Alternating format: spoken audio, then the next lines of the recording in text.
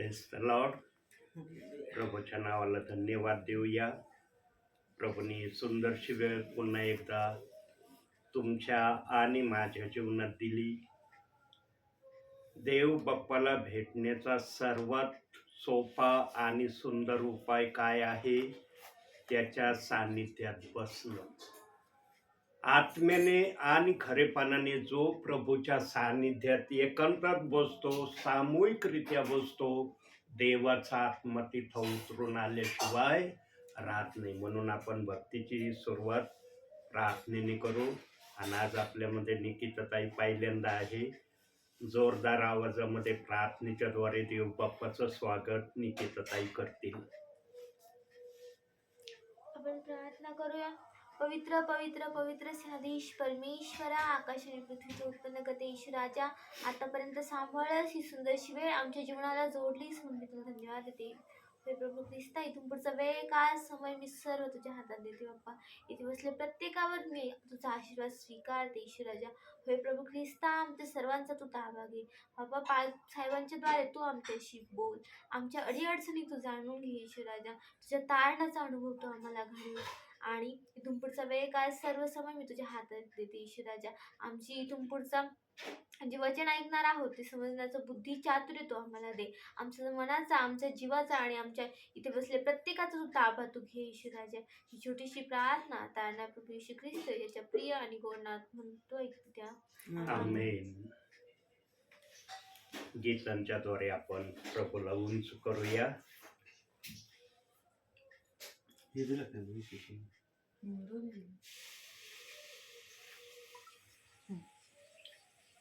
काढा. चला चला जाऊ जगाचा उद्धारक पाहू.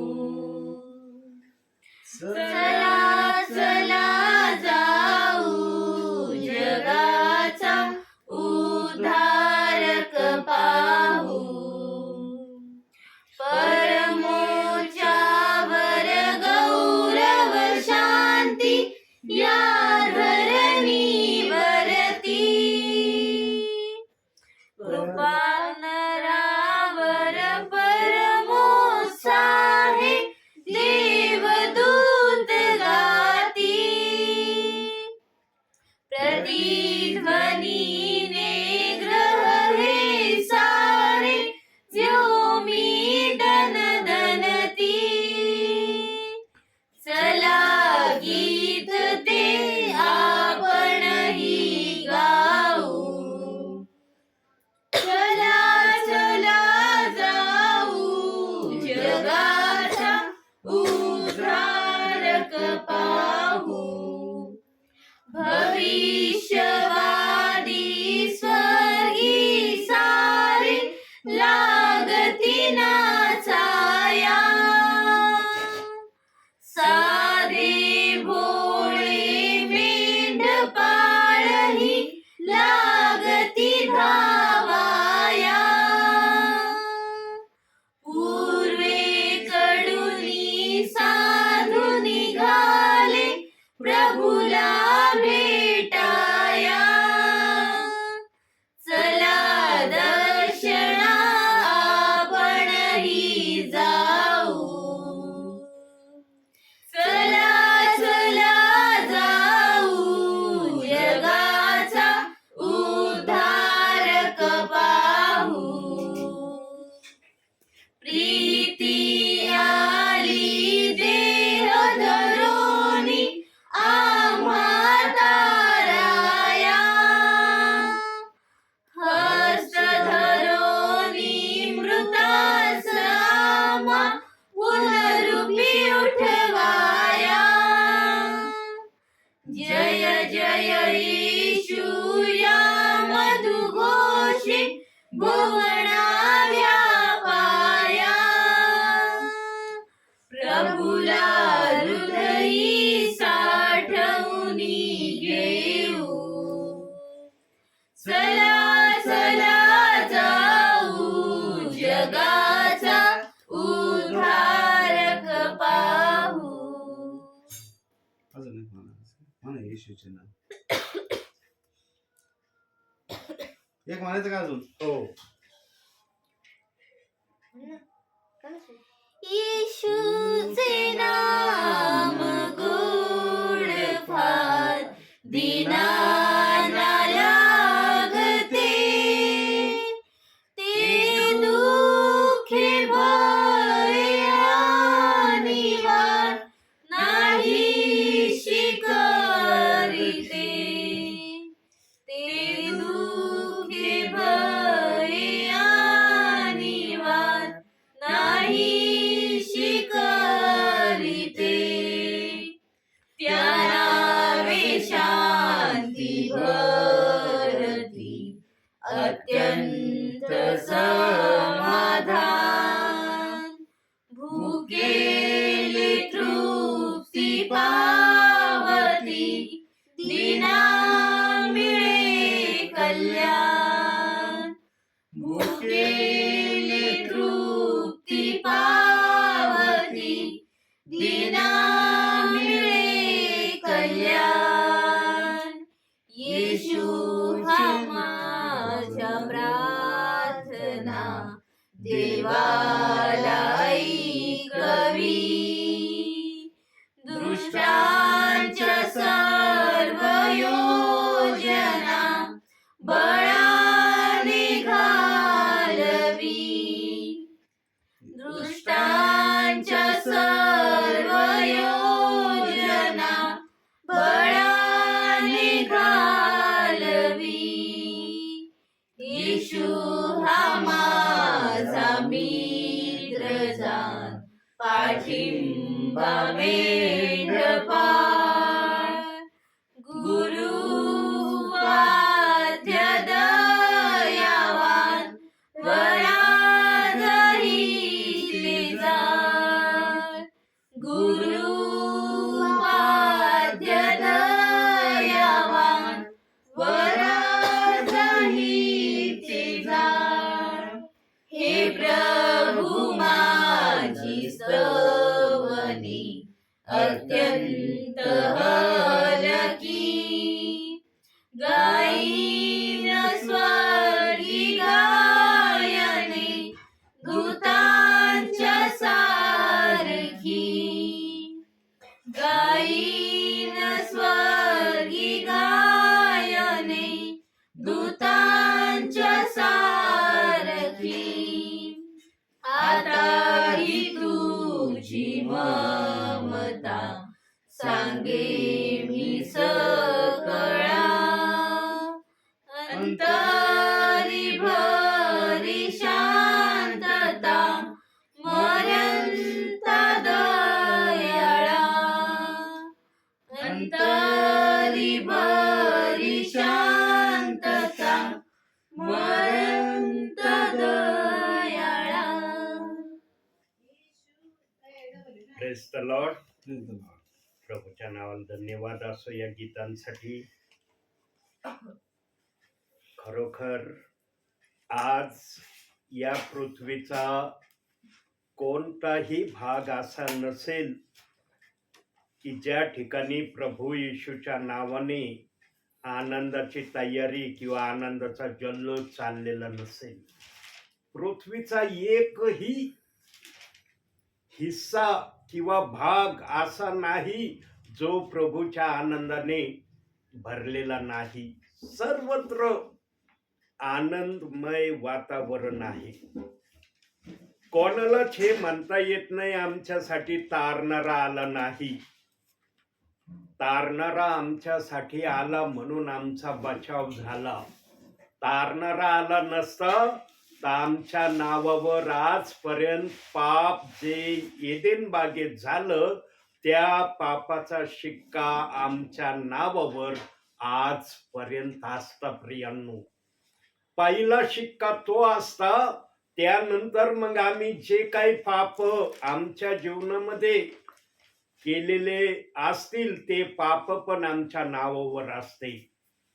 पण पहा, येशू ख्रिस्ताने आमच्या पापावर पांघरून घातलंय, आमचे पाप झाकून टाकले, आमचे पाप क्षमा केले आमच्या पापाला कधी न आठवण्याची प्रभू कधीच आठवण त्याच्या मनात येत नाही. एकदा त्याने न आठवणाऱ्या समुद्रामध्ये आमचे पाप टाकले ना, प्रभू पाहत नाही ते पाप काय होते जे न आठवणाऱ्या समुद्रात मी टाकले. प्रियांनो, आमचा प्रभू आमच्या पापाबद्दल इतका तिरस्करणीय का झाला? कारण त्याला पापाची परिभाषा मुळीच आवडत नाही. देवाच्या मनामध्ये, देवाच्या राज्यामध्ये पाप हा शब्द नाही. पाप हा शब्द फक्त लुसिफर, सैतान याच्या जवळ आहे. आणि बायबलमध्ये तशा तऱ्हेचे वचन पण पवित्र आत्म्याने मागील दिवसात दाखवले की पाप करणारा सैतान आहे. प्रारंभापासून तो पाप करतो. म्हणजे त्याचा प्रारंभ होण्याच्या अगोदर त्याच्या मनामध्ये पाप करण्याचा स्वभाव होता. हे त्या वचनातून देवबाप आम्हाला शिकवतो. कधी देवाच्या वचनात वाचलं का किंवा ऐकलं का कोणत्या दासाकडून की प्रभूच्या मनामध्ये पण पाप करण्याची इच्छा होते? दिले का वचनामध्ये? वचनामध्ये काय दिलं ते आपण बघूया जरा, की देवबाप काय म्हणला. काढूया आपण योहान शुभवर्तमान 8वा अध्याय 11वं वचन.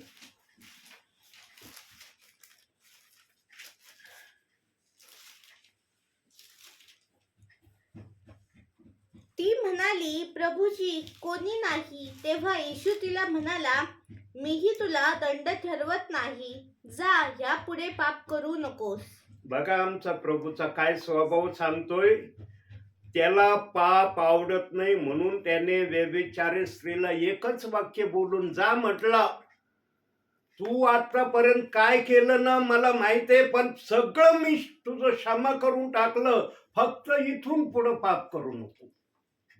म्हणजे आमच्या प्रभूला पाप आवडत नाही. आमचा प्रभू पाप जवळ ठेवत नाही आणि आमचा प्रभू पाप आपल्या मुखातून बोलण्याद्वारे प्रगटही करत नाही. अहो, इतक्या प्रेमळ, इतक्या चांगल्या देवाच्या सहवासामध्ये आम्हाला येण्याची संधी त्याने दिली. हे आमचं सर्वात मोठं आशीर्वादाचं कारण आम्ही आमच्या जीवनाचं करावं. ज्या देवाने आम्हाला आशीर्वादामध्ये घेतलंय, आशीर्वादामध्ये चालण्याची इच्छा आमच्याद्वारे प्रगट केली, त्या देवासमोर आम्ही तसंच स्वतःला आणलं पाहिजे जसा देव आम्हाला आपल्या समोर येण्याविषयी दाखवित आहे. बघ, व्यभिचारी स्त्रीला एकच वाक्य बोलून जा म्हणला. साऱ्या जगाने जरी तुला व्यभिचारी घोषित केलं ना, पण मी तुला सांगतो आजच्या दिवसानंतर तुला कोणी व्यभिचारी म्हणणार नाही. काय शब्दामध्ये ताकद आहे येशू ख्रिस्ताच्या. फक्त म्हणलं पाप करू नको, पाप करू नको. तुला व्यभिचारी स्त्री कोणीच म्हणणार नाही आजच्या समयानंतर पासून. जे म्हणणारे होते सगळे गोटे टाकून निघून गेले. त्यांनी हातातले गोटे जागच्या जागेवर टाकले. त्यांना एकच सवाल मी केला, तुमच्यामध्ये जो कुणी पापी नसेल त्यांनी पहिला दगड या व्यभिचारी स्त्रीवर टाकावा. एकाला पण असं म्हणता आलं नाही की मी काही पाप केलं नाही. हरेकाला आपापलं पाप आठवलं आणि दगड खाली गळून पडला. आणि मग जेव्हा ते गेले तेव्हा येशू पण म्हणला, जा आता, मी पण तुला पूर्णपणे क्षमा केलेला आहे, जाऊन आनंदाचं जीवन जग. आणि ती व्यभिचारी स्त्री आनंदाचं जीवन जगली. पुढं जर त्या व्यभिचारी स्त्रीचं वर्णन आलं नाही ना, पापाची कोणती परिभाषा आली नाही ना, तर ती व्यभिचारी स्त्रीचं राहिलेलं आयुष्य तिने आनंदामध्ये प्रभूच्या भयात घालवलं. प्रियांनो, काय अशा निवडक व्यक्ती आहेत त्यांच्याविषयी येशू ख्रिस्ताला स्पष्ट शब्दात बोलावं लागलं. आणि ज्यांना ज्यांना तो स्पष्ट शब्दात बोलला ना, त्या सर्वांनी प्रभूच्या नावामध्ये आनंदाचं जीवन व्यतीत केलं असं बायबल सांगतं. म्हणून बायबल सांगतं काही गोष्टी बायबलच्या आत्म्याने गुप्त ठेवल्यात, त्या प्रगट केल्या नाही.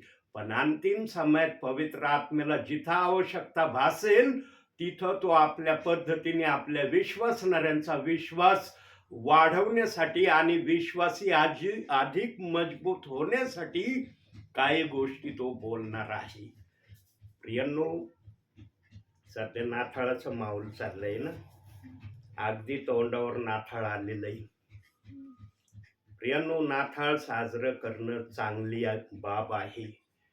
नाताळ या गोष्टीचं प्रमाण आहे की आम्ही पापाच्या दास्यातून सुटण्यासाठी आमच्यासाठी कुणीतरी स्वर्गातून देह धरून मानवी रूपाने मार्याच्या उदरी त्याने जन्म घेऊन प्रमाणित केलं की मी तुमच्या पापाच्या दास्यातून तुम्हाला सोडवण्यासाठी आलेलो आहे.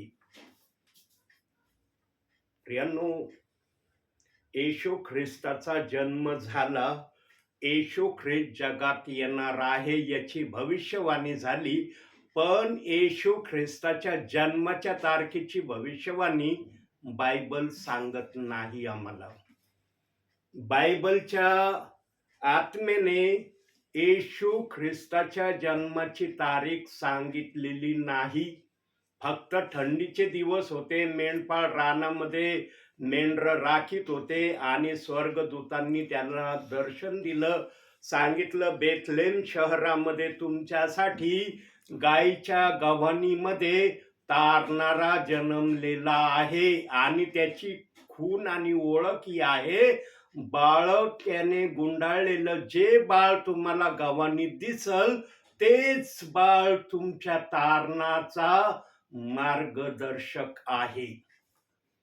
बस देवाच्या आत्म्याने एवढ्या गोष्टीशिवाय दुसऱ्या गोष्टीची भविष्यवाणी बायबलमध्ये प्रगट केली नाही. प्रियांनो, देव बाप्पाने काही गोष्टी उघडरित्या सांगितल्या, पण काही गोष्टी देव बाप्पाला मनुष्याला सांगायला भीती वाटली का?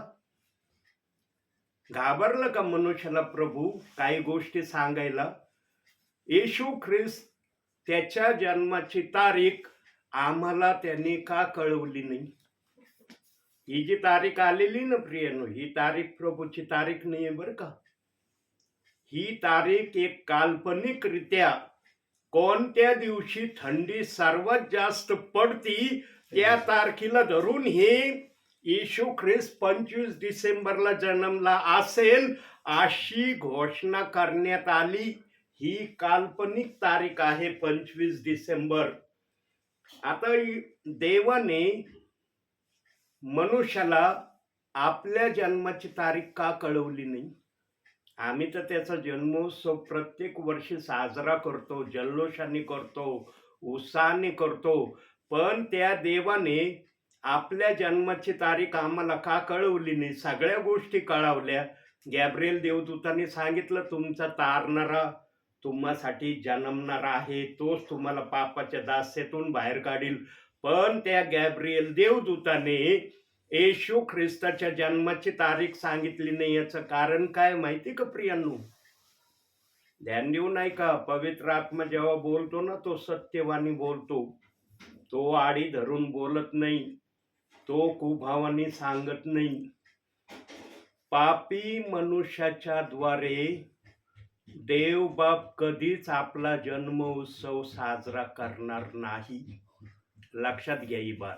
आज आम्ही शुद्ध झालोत, त्याच्या नावामध्ये आम्ही शुद्ध झालोत, पवित्र झालोत, आमच्या पापाची आम्हाला क्षमा मिळाली, सर्व झालंय. परंतु आमच्या नावावर जो डाग लागलेला आहे ना, त्या डागाच्या माध्यमातून देवबाप कधीच आपला जन्म उत्सव त्याच्या पद्धतीने साजरा करणार नाही. म्हणून त्याने बायबलमध्ये आपल्या जन्माची तारीख गुप्त ठेवली आणि प्रमाण काय दिलं? थंडीच्या दिवसाचं प्रमाण दिलंय. थंडीच्या दिवसामध्ये मेंढपाळ रानामध्ये मेंढर राखीत होते, तेव्हा मेंढपाळांना पहिला निरोप देण्यात आला, मग मारियाला संदेश सांगण्यात आला. एवढंच बायबल आम्हाला शिकवतं येशू ख्रिस्ताच्या आगमनापूर्वीचं. प्रियांनो, देवबाप इतका पवित्र आहे, इतका शुद्ध आहे. मोशेने जेव्हा प्रभू परमेश्वराशी संभाषण केलं ना, तेव्हा तो त्याच्याशी बोलला परमेश्वराशी, काय परमेश्वरा, तू नुसता माझ्याशी बोलतोस, माझ्या समोर असल्यासारखा मला तू अनुभव येऊ देतोस, पण तू मला दिसत का नाही?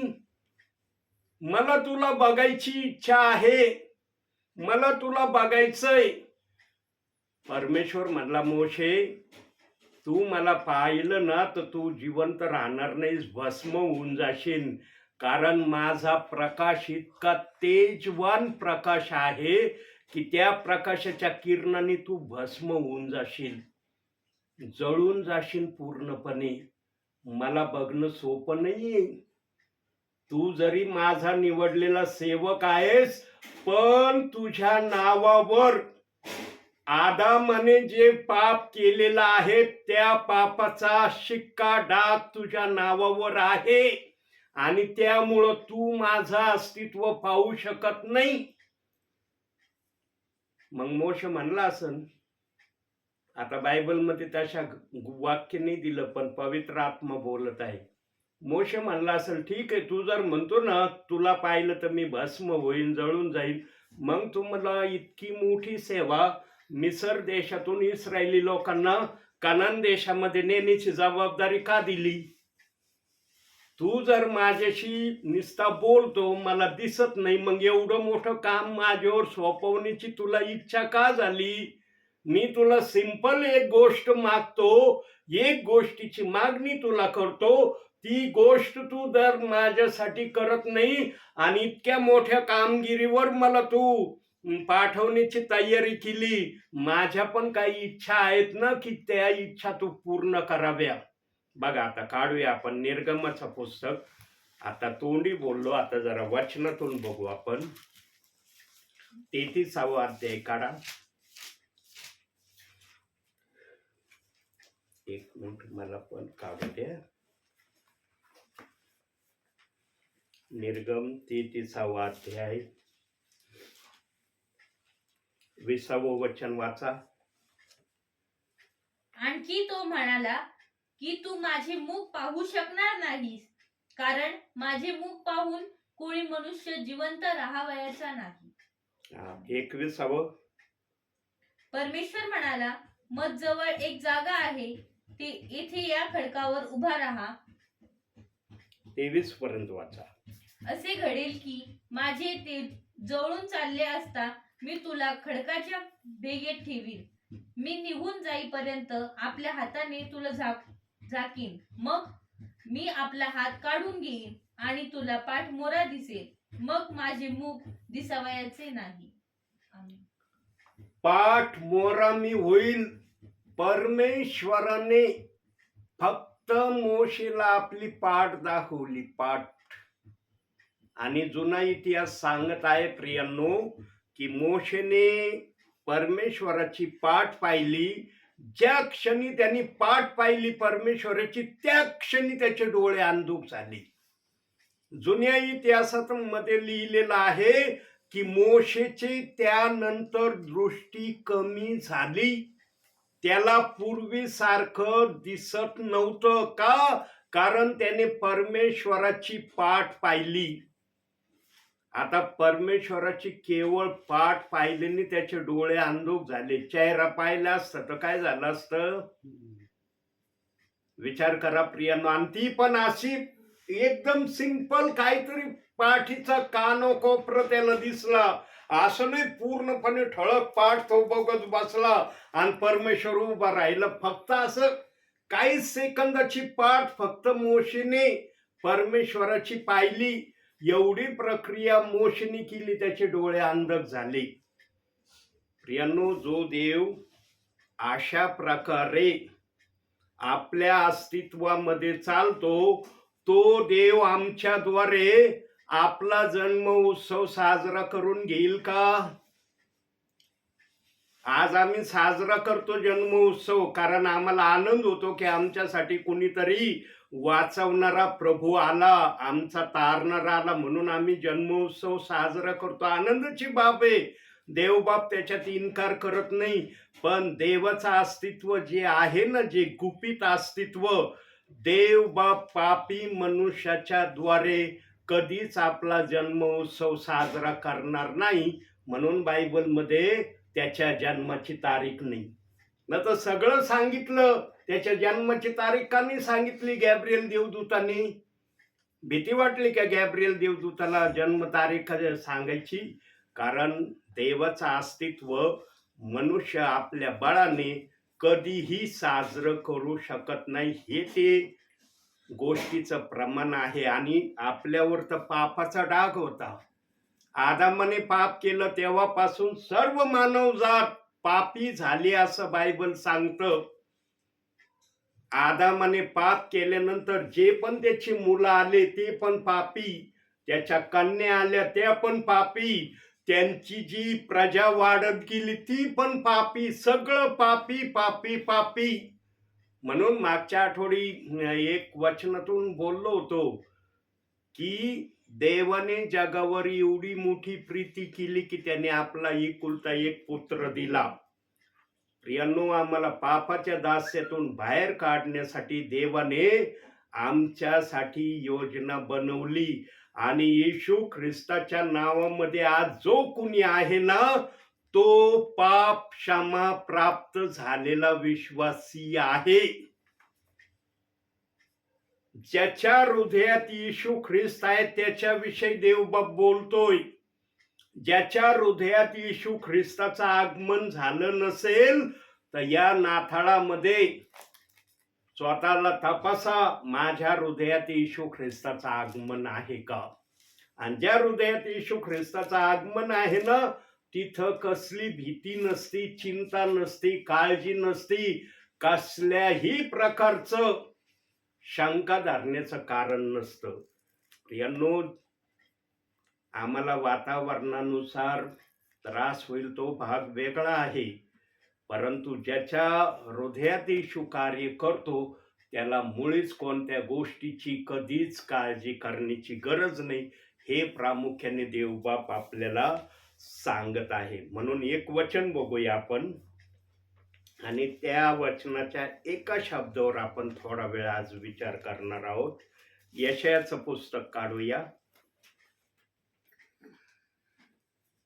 यशाया 10वा अध्याय 17वं वचन.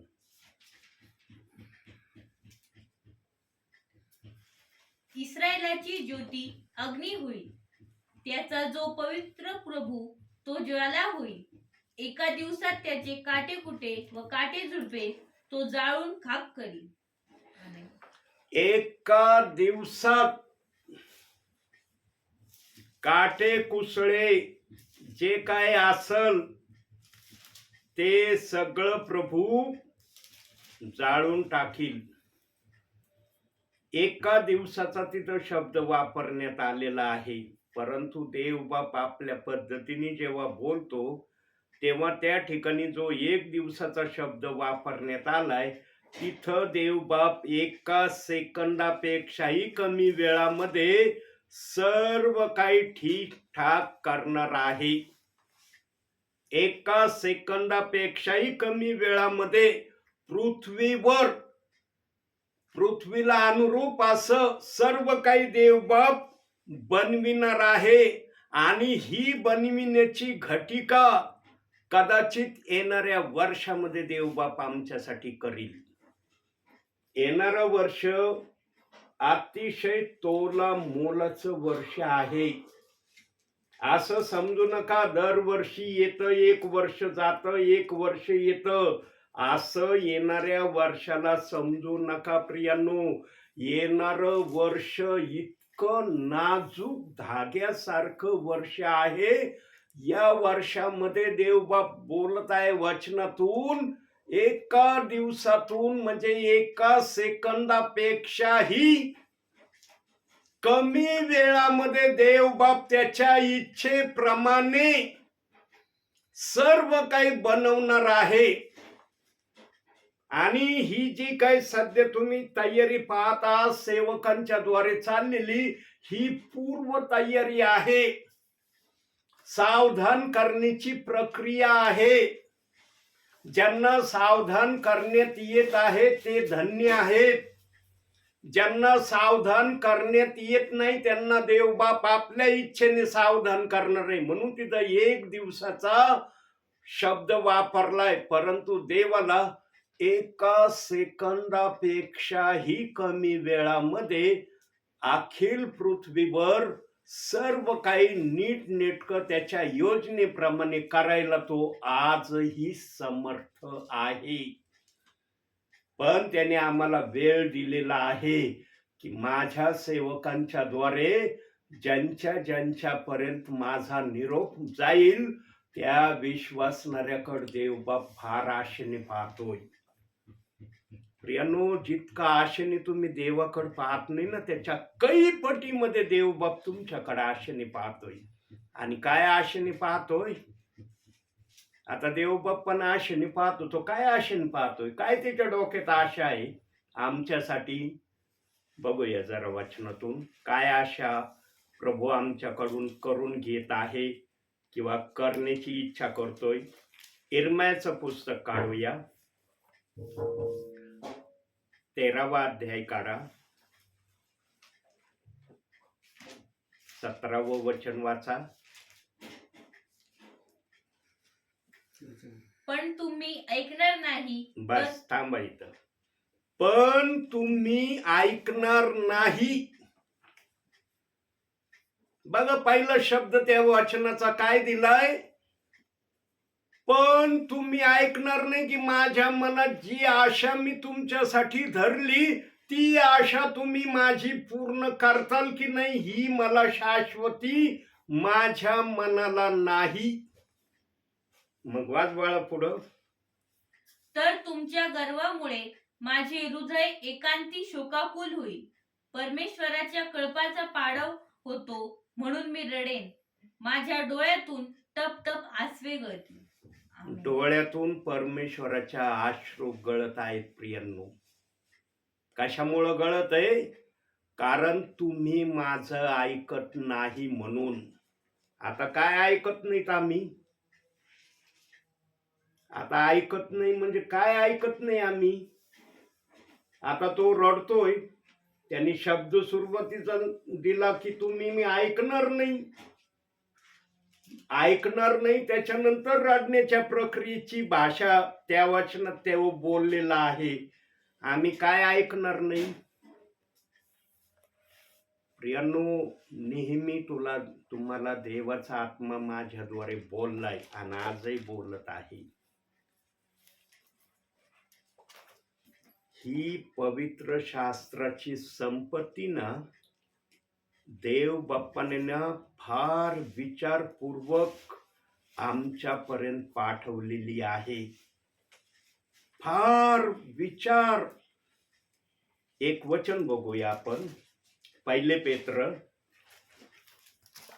1 अध्याय. या वचना संदर्भात आहे बरं का, जे दाखवणार आहे ते. 1 पेत्र 1 अध्याय 7वं वचन.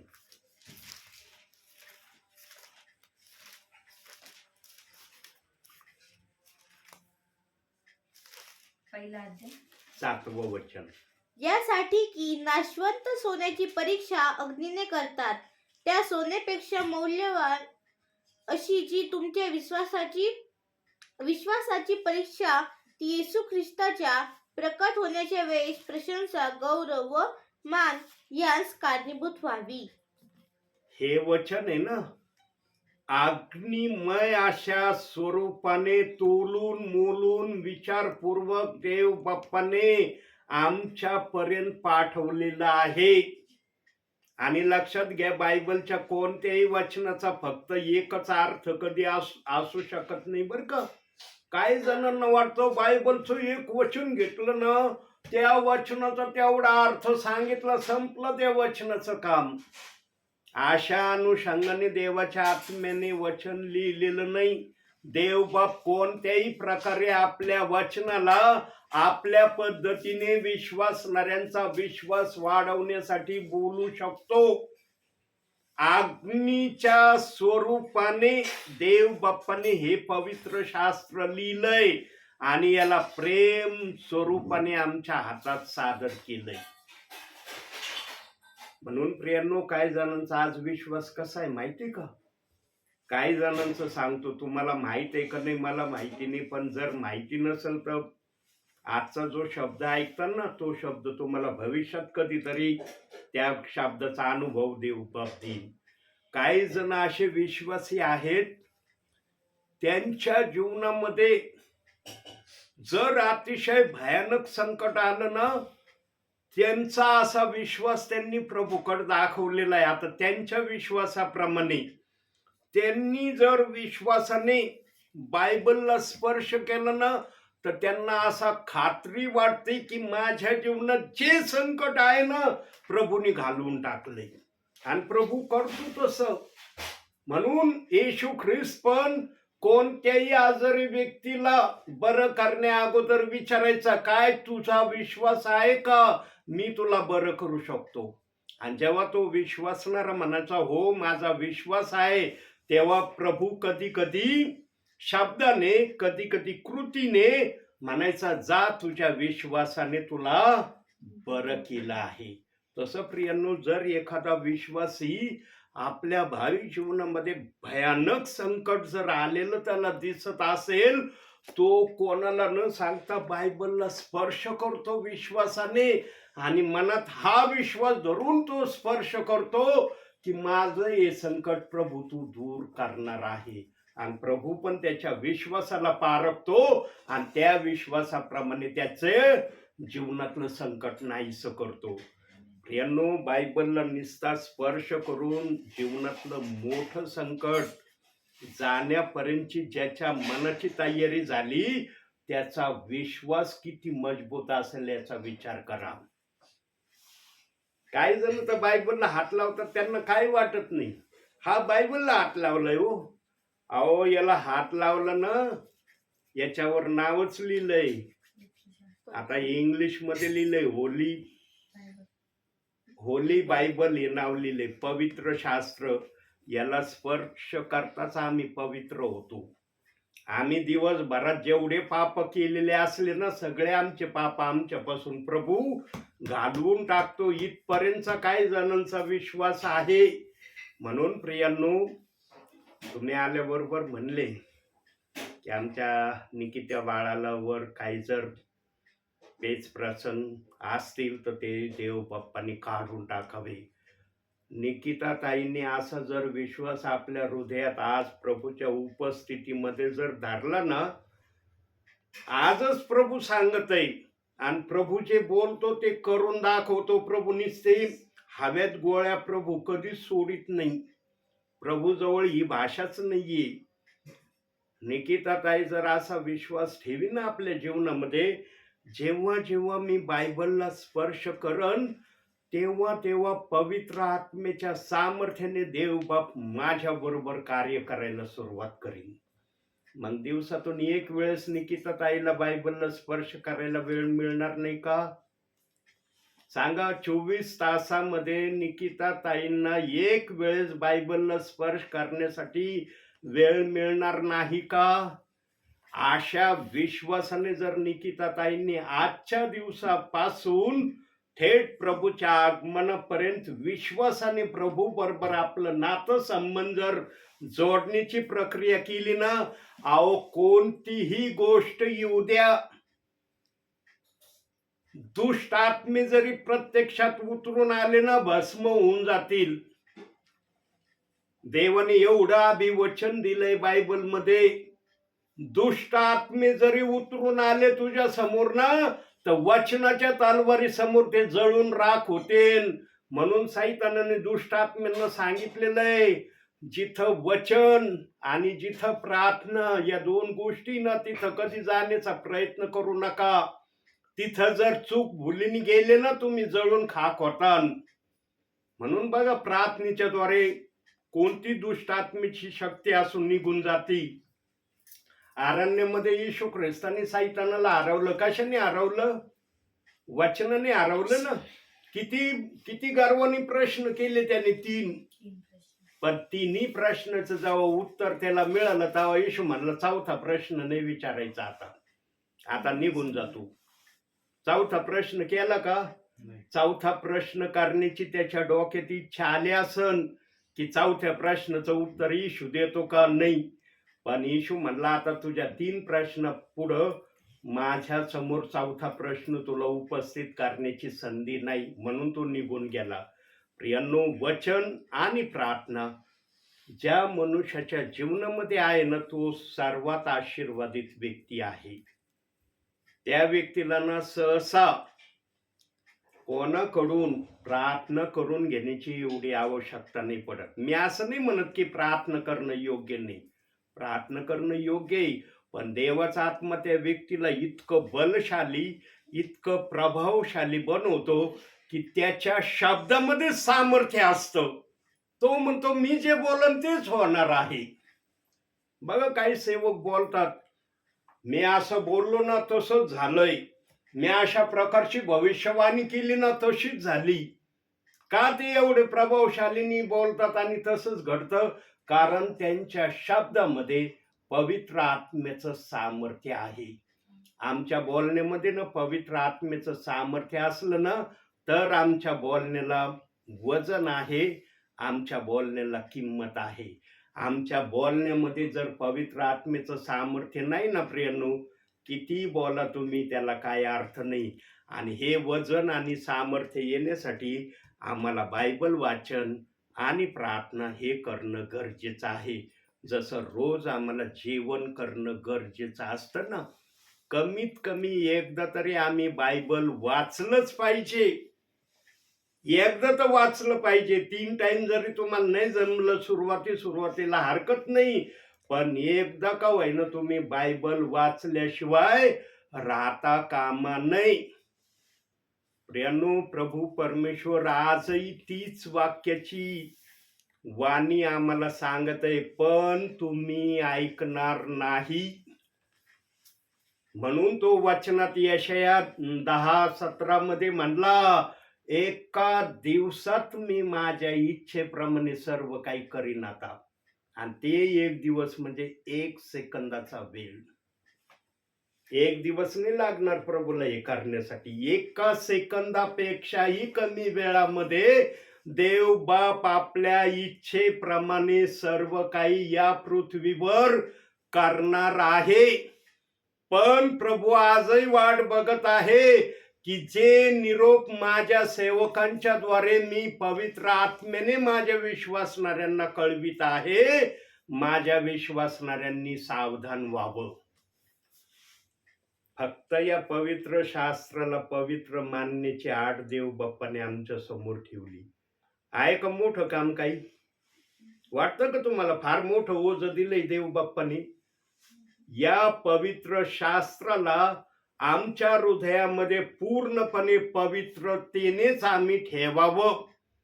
कोणत्याही प्रकारची शंका, कोणत्याही प्रकारचा दोष, कोणत्याही प्रकारची आढी, कोणत्याही प्रकारची कुरकुर आमच्या हृदयामध्ये या पवित्र शास्त्राची नसावी. एवढी क्षुल्लक बाप देव बाप म्हणतो माझ्यासाठी करा, पण तो वचनात बोलतो तुम्ही ऐकणार नाही. आणि चाललंय आज चाललंय तसं. प्रियांनो, जन्मोत्सव साजरा करणं वाईट नाही, पण जन्मोत्सव तो साजरा करा ज्या जन्मोत्सवाने देवबाप खुश होईल. आज देवबाप टप टप डोळ्यातून अश्रू गाळीत आहे. आम्ही जल्लोषाने त्याचा जन्मोत्सव साजरा करत आहे. प्रसन्न असन का देवबाप? म्हणून प्रियांनो, देवबाप्पाने आता वचनातून दाखवलंय की आता मी माझ्या इच्छेने सर्व काही नीट करण्याचं ठरवलं आहे. पण देव बाप्पाला ती प्रक्रिया करण्या अगोदर आम्ही स्वतः ज्यांच्यापर्यंत या वचनाची वाणी या दासाच्या द्वारे गेलेली आहे त्या विश्वासणाऱ्यांनी ऐकून देवासमोर स्वतःला नम्र करावं, लीन करावं, तीन करावं. वचन वाचून प्रार्थना आणि विश्वास या प्रकारचं जीवन प्रभूमध्ये व्यतीत करायला सुरुवात करा. देवबाप तुमच्याकडे पाहून आनंदी व्हायला सुरुवात करील. म्हणून वचनात सांगितलं, बापाने आंबट द्राक्ष खाल्ले तर मुलाचे दात आंबणार नाही, आणि मुलाने आंबट द्राक्ष खाल्ले तर बापाचे दात आंबणार नाही. जो ही प्रक्रिया करेल त्याला तो आनंद मिळेल. जो नाही करणार ना, मग चाललंय, आहे माझा विश्वास, प्रभू येणार आहे, मी स्वर्गात जाणार आहे, या विश्वासावर आज आहेत काही जण. प्रियांनो, असा विश्वास आपल्या हृदयात उत्पन्न करा प्रभूच्या वचनाने. कोणत्याही क्षणाला माझा प्रभू येऊ द्या, माझं जाणं स्वर्गात होईल. या विश्वासाचं जीवन जगण्यासाठी बायबल वाचन आणि प्रार्थना या दोन गोष्टीशिवाय कोणती बाप तुम्हाला या गोष्टीमध्ये यशस्वी करू शकणार नाही. वचन वाचल्यावर ऑटोमॅटिक वचन तुम्हाला आज्ञा पालनाकडे घेऊन जाईल. तुम्ही नाही म्हणले तरी तुम्ही तो आत्मा घेऊन जाईल. हे करू नको आता, हे करत होतास, थांबव आता, कारण माझ्या वचनाचा तू आता अनुकारी झालास, मला हे तुझ्यामध्ये आवडत नाही, आणि विश्वासणारा ती सोडून देईन. म्हणून रोमकाराच्या 9व्या अध्यायामध्ये मला दिलंय वाटतं, नवीन जीवित क्रम आणि जुना जीवित क्रम, अशा तऱ्हेचं हेडिंगचं काही उदाहरणं त्या दाखल्यामध्ये सांगितलं. पूर्वी तो कसा वागत होता, पण जेव्हा नवीन तो बनला प्रभू मध्ये, तो काय करायला लागला, या अनुषंगाचे काही वचन 9व्या अध्यायामध्ये दिलेलं आहे. प्रियांनो, मनुष्य बदललेला ना आपल्या मुखाने प्रगट नाही झाला पाहिजे, कृतीने दिसला पाहिजे. म्हणले पा, अरे पहिले हे विश्वासणाऱ्याने वेगळे होते, पण आता ना हल्ली काही दिवसापासून मला या विश्वासणाऱ्यामध्ये वेगळेच प्रकारचा अनुभव येत आहे. बोलण्याच्या द्वारे काहीच प्रगट होत नाही प्रियांनो, कृतीच्या द्वारे सर्व काही प्रगट केलं जातं. बघूया या शब्दाला, आपण एवढ्या एका शब्दाला बघू. याकोबाचं पत्र 2रा अध्याय 24वं वचन. तर मग केवळ विश्वासाद्वारे नव्हे तर क्रियांनी मनुष्य नीतिमान ठरतो, हे तुम्ही पाहता. क्रियांनी म्हणजे कृतीने, बोलण्याने नाही. अहो मी लय असा आहे, मिळत असा आहे, माझ्यामध्ये हे येईन, माझ्यामध्ये ते, पण कृतीमध्ये जर काहीच नाही तर काय तुमच्या त्या बोलण्याला अर्थ आहे? प्रियांनो, अर्थ कृतीतून व्यक्त होतो. म्हणून असे विश्वासी बना येणाऱ्या नवीन वर्षामध्ये प्रियांनो, तुम्ही पूर्व तयारी करायला लागा आजपासून. देव बाप्पा नवीन वर्ष दस्तक देण्याच्या मार्गावर आहे. जर तुझी इच्छा असेल मला नवीन वर्षामध्ये घेऊन जाण्याची, तर नवीन वर्षामध्ये माझ्याकडून अशा काय गोष्टी तू बोलण्यातून नाही कृतीतून करून दाखव, की मला स्वतः प्रथम अनुभव आला पाहिजे, आणि हा अनुभव इतरांना माझ्याद्वारे प्रकट होईल. जर हे जीवन तुमच्यामध्ये आलं तर तुम्ही खरा नाताळ साजरा केला. नका दरवर्षी नाताळ येतोय जातोय, पण तुम्ही आहे त्या जागेवर जर आहे तर त्या नाताळाला साजरं करण्याचा काय अर्थ आहे तुमच्या जीवनाला? नाताळाने तुम्ही बदलले गेले पाहिजे. पूर्णपणे देवाच्या सारखे तुमच्यामध्ये गुण आले पाहिजे, तर त्या नाताळाला काय अर्थ आहे. न तर क्षणभराचा नाताळ साजरा केला, 25 तारीख गेली, संपला विषय. असा नाताळ साजरा नका करू. उत्साहाचा, जल्लोषाचा प्रत्येक दिवशी तुमच्यामध्ये नाताळ तुम्ही साजरा करता. हे नाताळ देवबाप तुमच्या हृदयामध्ये पाहण्याची आज इच्छा करत आहे. तो तुम्हाला आवाज देत आहे. काय तुम्ही त्याच्या आवाजाला प्रतिसाद देण्याची तयारी करता का? जर तयारी करण्याची तयारी तुमची असेल तर समजून घ्या तुम्ही आशीर्वादामध्ये आलेले प्रियजन आहात. म्हणून आजच्या या छोट्याशा संदेशातून देवबाप तुम्हाला आणि मला भरपूर आणि भरपूर आशीर्वाद देऊ. आमेन. डोळे बंद करा.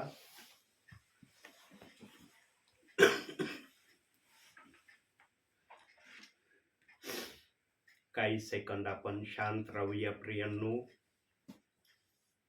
मग आपण प्रार्थनेत जाणार आहोत.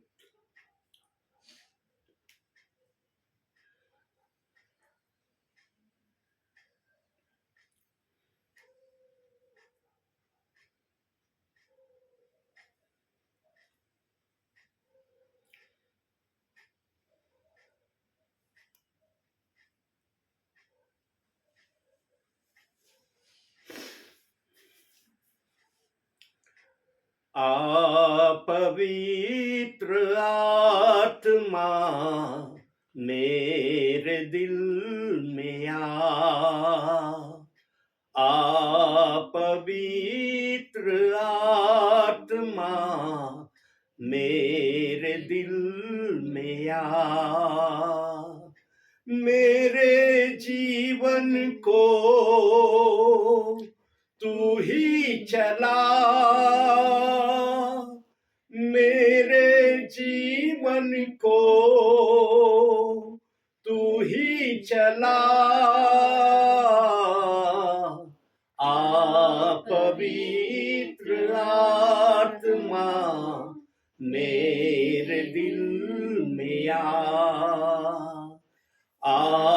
पवित्र आत्मा मेरे दिल में टूट गया हूँ मैं, जीवन का क्या है भरोसा, टूट गया हूँ मैं, जीवन का क्या है भरोसा, धोखे पे धोखा है सारा जहां, जाऊं तो जाऊं कहाँ, जाऊं तो जाऊं कहाँ. पवित्र आत्मा मेरे दिल में पवित्र आत्मा मेरे दिल में मेरे जीवन को तू ही चला, मेरे जीवन को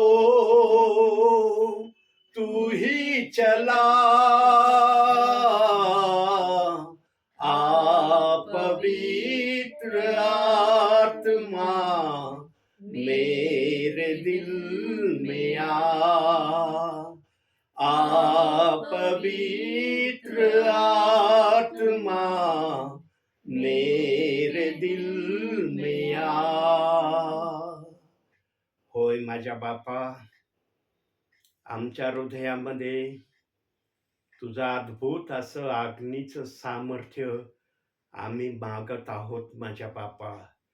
आजही आमच्यामध्ये ती अग्नी, ज्या अग्नीची योहानाने भविष्यवाणी केलेली होती, त्या अग्नीला आजही आम्ही आमच्या हृदयामध्ये येण्यासाठी आमंत्रित करत आहोत. स्वर्गीच्या देवा, तुझा आत्मा जर आमच्यामध्ये आहे तरच आम्ही सुरक्षित आहोत. तुझा आत्मा आमच्यामध्ये नाही कार्य करत माझ्या बापा, तर आम्ही तितके सुरक्षित नाही माझ्या बापा, जितके सुरक्षित आम्ही स्वतःला समजतो. स्वर्गीच्या देवा, आजचं वचन या प्रियजनांसाठी आशीर्वादित कर माझ्या बापा. अतिशय आशीर्वादित आणि धन्य हे प्रियजन आहेत माझ्या बापा, की यांना वचन ऐकायची संधी मिळत आहे. न्यायाच्या समयामध्ये या परिवाराची तू जरूर आठवण करणार आहे. या परिवाराला जरूर तू आपल्या कृपासनासमोर, या परिवाराने जे पृथ्वीवर तुझ्या नावाने श्रम घेतले, वचन ऐकण्याची, प्रार्थनेला बसण्याची जी वेळ त्यांनी तुला दिली, याचं प्रतिफळ यांना तू देणार आहे. आणि तो आपल्या शुभवर्तमानाच्या काळामध्ये स्वर्गीच्या बापा बोललेला पण आहे की जे देवाचं वचन ऐकतात आणि वचन पाळतात ते धन्य. त्या धन्यतेच्या लिस्टमध्ये माझ्या बापा हे प्रियजन तयारी करत आहेत. तयारीच्या मार्गावर हे प्रियजन चालण्याचा प्रयत्न करत आहेत. माझ्या बापा, तुझ्या पवित्र आत्मेच्या सामर्थ्याने प्रत्येकाला स्वर्गीच्या देवा तू आशीर्वादित कर, हीच माझी तुझ्याकड विनंती आहे. Hallelujah, hallelujah. Praise the Lord, praise the Lord. Glory Jesus, glory Jesus.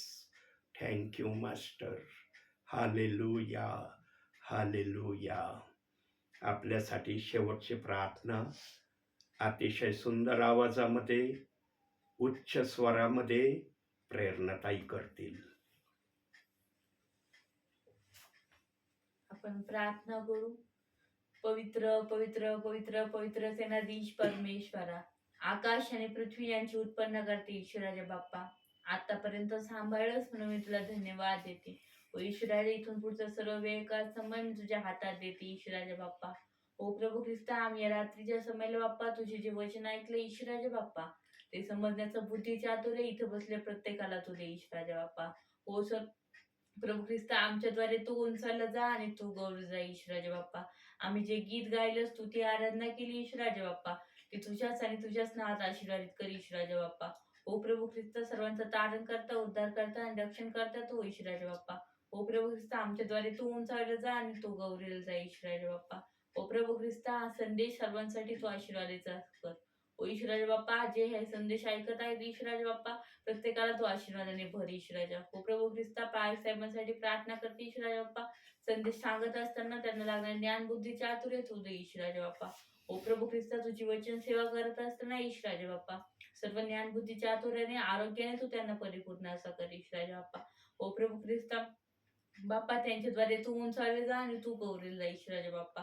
ओ प्रभू ख्रिस्ता, तुझी वचन सेवा करण्याचं बुद्धीच्या जर सामर्थ्य तू त्यांना दे आणि होले तुझ्याच नावाचं करू ईश्वराच्या बाप्पा. ओ प्रभू ख्रिस्त बाप्पा, तू म्हणतो जिथे दोघे किंवा तिघे तिथे मी उपस्थित आहे. ओ ईश्वराच्या बाप्पा, तू आमच्यात उपस्थित आहेस असा आमचा विश्वास आहे प्रभू ख्रिस्ता. ओ प्रभू ख्रिस्ता, आमचा विश्वास तू पूर्ण कर ईश्वराच्या बाप्पा आणि होले तुझ्याच नावाचं गौरव. ईश्वराच्या प्रार्थना करते आमच्या कुटुंबासाठी ईश्वराच्या बाप्पा. हो प्रभू ख्रिस्ता, सर्व संकटापासून अडीअडचणीपासून तारण करता, उद्धार करता आणि रक्षण करता तो ईश्वराच्या बाप्पा. ओ प्रभू ख्रिस्ता, सर्व अडीअडचणी सर्व संकटापासून तू जाणता आहेस ईश्वराच्या. ओ प्रभू ख्रिस्ता, सर्वांचा तारण करता, उद्धार करता आणि रक्षण करता तो ईश्वराच्या बाप्पा आणि होते तुझ्याच नावाचं करू. ईश्वराचे पप्पा काम करत असताना त्यांना लागणारी शक्ती सामर्थ्य तू करू ईश्वराच्या बाप्पा. हो प्रभू ख्रिस्ता, मम्मी कुटुंबाचा वारवात असताना ईश्वराच्या बाप्पा, सर्व अडचणीपासून सर्व संकटापासून तारण करता, उद्धार करता आणि रक्षण करता तो ईश्वराच्या बाप्पा. हो प्रभू ख्रिस्ता, आईसाठी प्रार्थना करते, उत्तम आरोग्य तू दिलंस म्हणून तुझे धन्यवाद ईश्वराच्या बाप्पा. इथून पुढे तू असंच देत राहा हो ईश्वराच्या बाप्पा. आम्ही शाळेत जात येत असताना आम्हाला लागणारे बुद्धी चातुर्य सामर्थ्य तू दे ईश्वराच्या बाप्पा. हो प्रभू ख्रिस्ता, जाणं येणं तू आशीर्वादित कर आणि उद्या तुझ्याच नावाचं गौरव. हो बाप्पा प्रभू ख्रिस्ता, दीदीसाठी प्रार्थना करते ईश्वराच्या बाप्पा, तुझ्या तारणाचा अनुभव तिला तू घडवू दे ईश्वराच्या बाप्पा. हो प्रभू ख्रिस्ता, सर्व सैतानी गोष्टी, वाईट विचार, वाईट गोष्टींपासून तिचं तारण करता, उद्धार करता आणि रक्षण करता तू. चांगलं आरोग्य तू दे ईश्वराच्या बाप्पा, तुझ्या ज्ञानात, सद्भयात आणि सन्मार्गात ईश्वराच्या बाप्पा तू तिला चालव आणि होईल तुझ्याच नावाचा गौरव. हो ईश्वराच्या बाप्पा, या रात्रीच्या समयाला जे प्रवास करतायत त्यांचा तो प्रवास सुखाचा कर. जे आजारी असतील ईश्वरच्या नावात त्यांचा तो आजार बरा करा आणि होईल तुझ्याच नावाचा गौरव. सर्वांचा आमचे नातेवाईक संबंधातले लोक बाप्पा यांच्यासाठी प्रार्थना करते ईश्वर बाप्पा, सर्वांचा तारण करता, उद्धार करता आणि रक्षण करता तू. ही छोटीशी प्रार्थना तारणा प्रभू ख्रिस्त त्याच्या गोडन परिणामात की म्हणून पेतोय. आमेन. हे आमच्या स्वर्गातील बाप्पा, तुझे नाव पवित्र मानले जाओ, तुझे राज्य येऊ, तुझे स्वर्गात जसे पृथ्वीवर. तुझ्या इच्छेप्रमाणे हो. आमची रोजची भाकर आज आम्हाला दे, जसे आम्ही आमच्या ऋणांकडून सोडले आहे, तसे आमच्या ऋणांना सोड आणि आम्हाला परीक्षेत आणू नकोस, तर आम्हाला वाईटापासून सोड. कारण की राज्य, सामर्थ्य आणि गौरव ही सर्व काळ तुझीच आहे. आमेन. प्रभु यीशु रक्त की जय. प्रभु यीशु रक्त की जय. प्रभु यीशु रक्त राज्य जयकार असो. आमेन.